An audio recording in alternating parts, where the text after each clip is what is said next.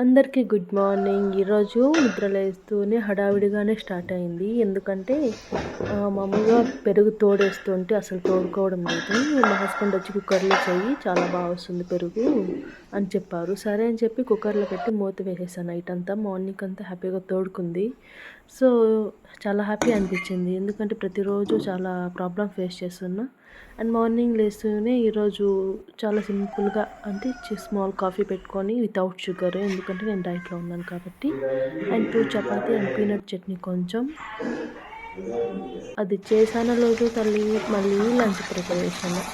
అది lunch preparation అయిపోతుందో తర్వాత పాప స్నానం చేపించాలి, పాప నిద్ర పెట్టాలి.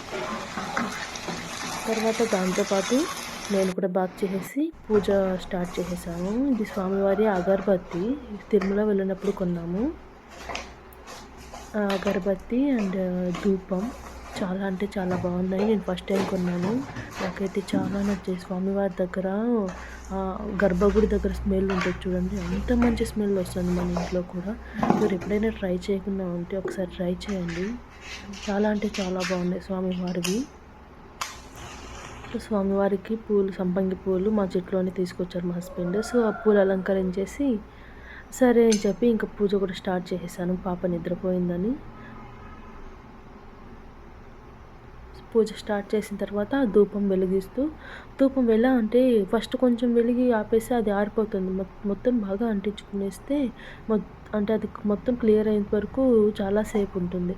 కాబట్టి మీరు ఎప్పుడైనా అలా చేయకండి, మొత్తం చుట్టూ అంటించుకునేసేయండి. అప్పుడు చాలా అంటే చాలా మంచి స్మెల్ ఇల్లు మొత్తం స్ప్రెడ్ అయిపోతుంది. హౌస్ ఎంత పెద్దగా ఉన్నా సరే హౌస్ మొత్తం స్ప్రెడ్ అవుతుంది, అంత మంచి స్మెల్ వస్తుంది. నేను తిరుమల వెళ్ళినప్పుడు ఇదే ఫస్ట్ టైం తీసుకోవడం. ఇంతవరకు ఎప్పుడూ తీసుకోలేదు, ఫస్ట్ టైం తీసుకున్నాను. ఎందుకంటే అక్కడ చాలామంది బై చేస్తూ ఉన్నారు. మనకంటే తమిళియన్స్ ఉంటారు కదా, వాళ్ళు ఎక్కువ కొంటున్నారు. వాళ్ళకి మంచి ఎక్స్పీరియన్స్ అనుకుంటా. కొన్ని మన తెలుగు వాళ్ళు అంత ఎక్కువ కనిపించలేదు అక్కడ కొన్నది. సో స్వామివారి పూజ అయిపోతుంది. మళ్ళీ లంచ్ దగ్గరకు వచ్చేసాను. అయిందంటే ఇంకా అవుతూనే ఉంది. అది తర్వాత నా లంచ్ ప్రిపరేషన్ చేసేసి సింపుల్గా హ్యాపీగా తినేసాను.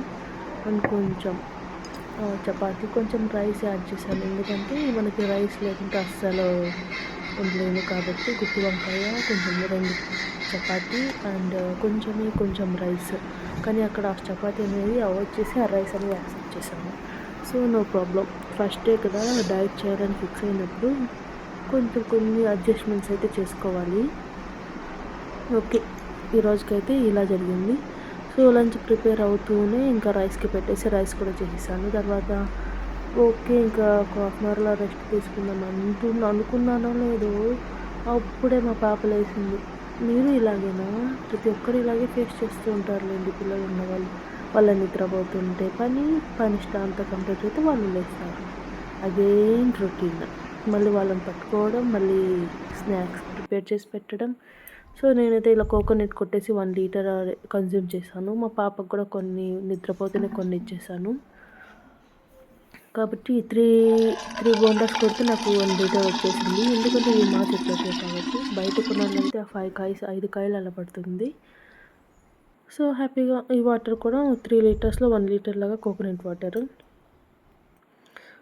ఇలా తీసుకునేసి, మా పాప రీల్స్ చేద్దాం రా మమ్మీ అని చెప్పి స్టాండ్ తీసుకొని వచ్చి రీల్స్ చేస్తుంది. ఒక 4 o'clock అలా అక్కడ పెట్టుకున్నామా. నేను ఎప్పుడో చేయడం చూసింది కాబట్టి తన ఫోన్, లిటిల్ ఫోన్ ఎత్తుకొచ్చుకోవడము, తను ఫోన్ ఎత్తుకొచ్చుకోవడము, తను కూడా రీల్స్ షేర్ చేస్తూ మాట్లాడు.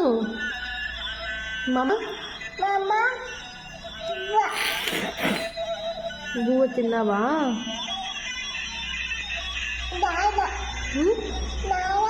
నాన్నకు భూ పెట్టాడా? అడుగు మా అమ్మని అడుగు. మా అమ్మ అడుగు.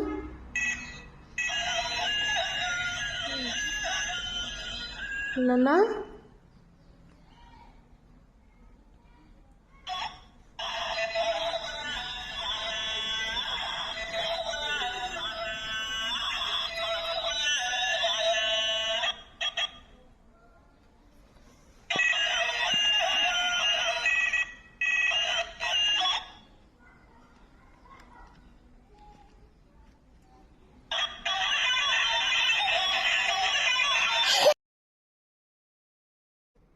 అండ్ ఈవినింగ్ స్నాక్ వచ్చేసి ప్రొమోగనేట్, తర్వాత కొన్ని ఇది నేను అక్కడ ఫోన్ పెట్టాను, మళ్ళీ స్టార్ట్ చేసిన బాబాయ్.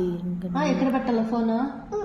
అక్కడ పెట్టాలా? డ్యాన్స్ ఎట్లా వేస్తావు? డ్యాన్స్ అట్లా వేస్తావు? నిజంగానే వేస్తావు కదా? సరే పెడుతున్నా.